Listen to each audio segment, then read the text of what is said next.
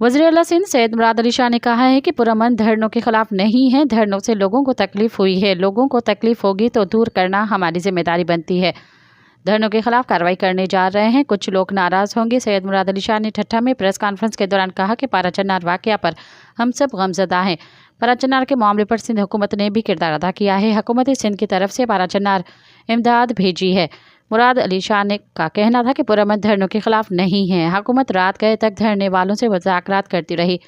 कहा गया कि एक जगह धरना दे, पारा चन्नार मसले का हल इधर ही होना है।